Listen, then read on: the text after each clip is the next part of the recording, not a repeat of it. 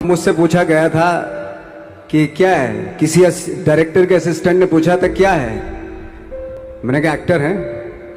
बोले दिखने से तो लगते नहीं हो एक्टर हो। तो क्या होता था कि इंडस्ट्री में हमेशा ये चलन था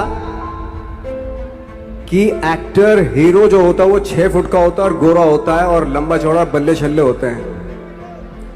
मतलब हम तो बस ऐसे ही चले गए थे, ऐसा समझता था वो।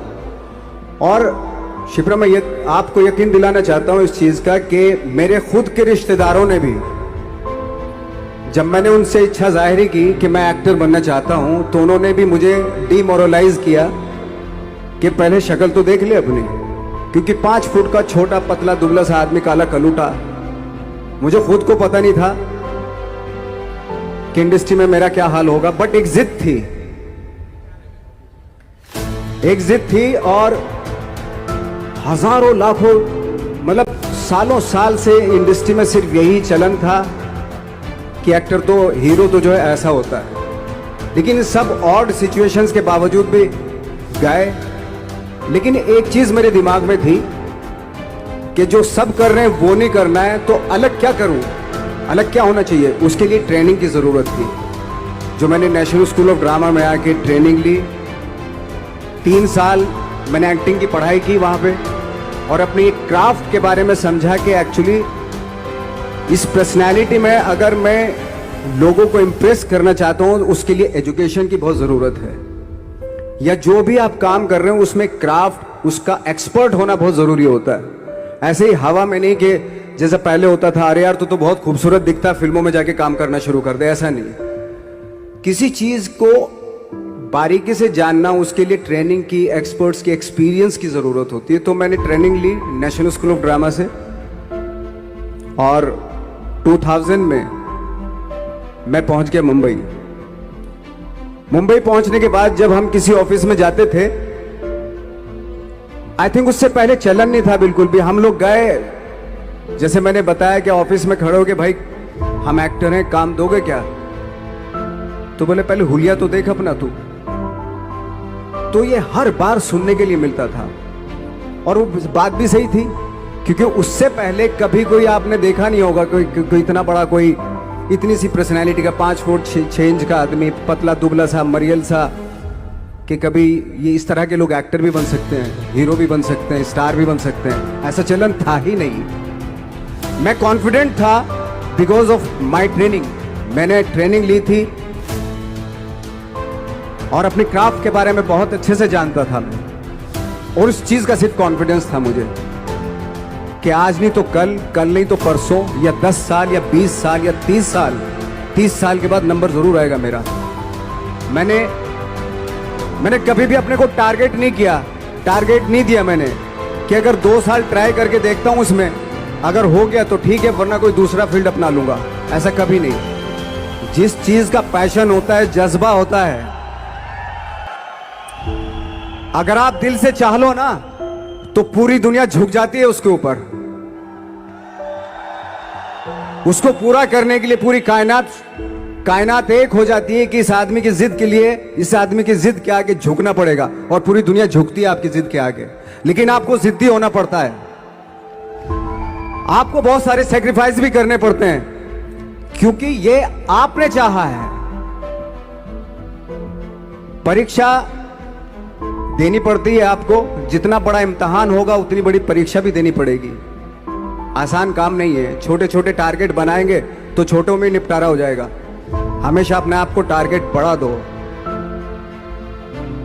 तो उसके लिए हमेशा अपने आप को अनकंफर्ट जोन में डालो, कि जो इम्पॉसिबल है उसको पॉसिबल करने की शिद्दत, पैशन आपके अंदर होना चाहिए, वो हो जाता है। आज जो दुनिया में इतने सारे एक्सपेरिमेंट हुए हैं, ये सिर्फ इसी बिना पे हुए हैं, पागलपन के जरिए ही हुए हैं ये सारे एक्सपेरिमेंट। एक मैंने कहीं सुना था कि जब आप एक्सपेरिमेंट करते हैं तो फेलियर भी होते हैं, कई बार फेलियर होते हैं। कोई एक एक्सपेरिमेंट करने के लिए, कोई एक चीज करने के लिए बहुत बार हमने भी झेला है, बहुत बार फेलियर हुए हम लोग। लेकिन एटलीस्ट हमें इतने सारे फेलियर होने से इतने तरीके पता चले कि इन तरीकों से सक्सेस नहीं मिल सकती। फॉर एग्जाम्पल एडिसन ने जब बल्ब का आविष्कार किया तो 100 बार एक्सपेरिमेंट किए अपनी ज़िंदगी में। 100 बार एक्सपेरिमेंट करने के बाद जब उसको पता चला कि अरे फॉर्मूला तो ये था बल्ब बनाने का, तो एटलीस्ट उसको ये, उसके साथ साथ उसको ये भी पता चला कि 100 जो तरीके हैं, 100 तरीकों से बल्ब नहीं बनता, ये भी पता चला उन फेलियर्स में उसको।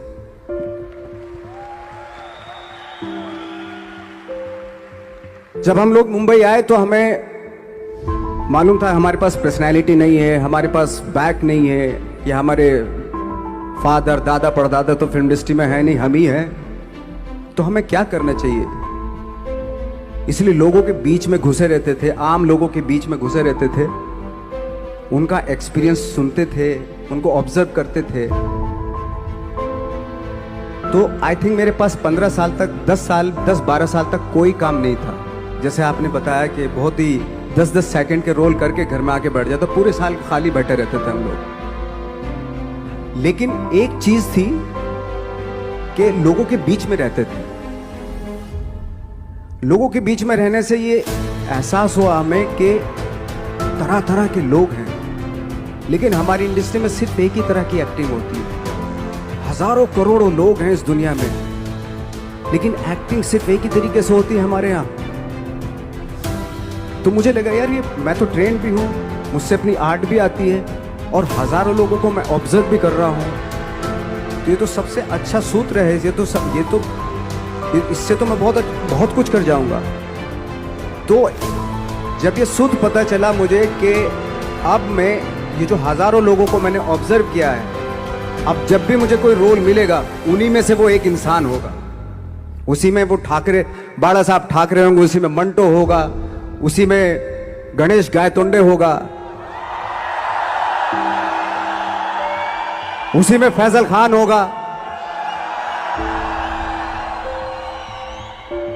उसी में माजूमदार साहब होंगे। तो इस तरह के, ये कब हुआ? जब हमने लोगों को ऑब्जर्व करना शुरू किया, लोगों के बीच में रहे। मैं 15 साल के बाद जो मेरी लाइफ थी जिसमें खाने तक को नहीं मिलता था, अब फॉर्चुनेट अपने आप को समझने लगा था कि थैंक गॉड कि मुझे ऐसे लोगों के बीच में मुझे रहने का मौका मिला। तो कभी भी, आई थिंक मुझे लगता है कि कभी भी जब आप स्ट्रगल कर रहे होते ना, वो एक मौका होता है आपके पास, वो एक चांस होता है आपके पास कि कैसे उसमें आप अपना ऑब्जर्वेशन, एक्सपीरियंस, जब आपको काम मिलेगा वो उसमें लगाएंगे आप। तो मेरी लाइफ बहुत ही, आज जब मैं सोचता हूँ कि यार ये तो बहुत ही अच्छा हुआ, तो जो 15, 10, 12 साल मैंने बिना काम के गुजारे, जो लोगों के बीच में रहा था मैं, आज वो काम आ रहा है मेरे। जहाँ जरा सा कोई कैरेक्टर मिलता है तो आदमी इसलिए कनेक्ट करता है उनसे कि उनको लगता है कि यार ये तो मेरे पड़ोस का ही, आसपास का ही ये बंदा, मैंने देखे हैं इस तरह के लोग। आई थिंक यही हमारी सबसे बड़ी जीत है एज एन एक्टर।